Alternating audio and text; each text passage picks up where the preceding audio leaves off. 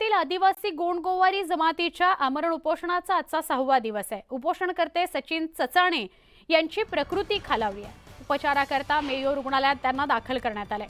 गोंडगोवारी जमातीला एसटीचे लाभ मिळण्याच्या मागणीकरता उपोषण करण्यात आलं होतं।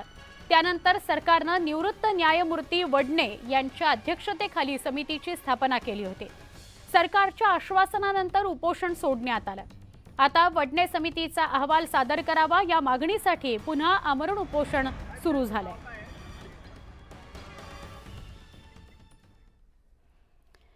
भिवंडी तालुक्यातील रांजणोळी इथल्या अनेक तरुणांनी राज ठाकरेंच्या नेतृत्वावर विश्वास ठेवत मनसेत अधिकृत प्रवेश केलाय।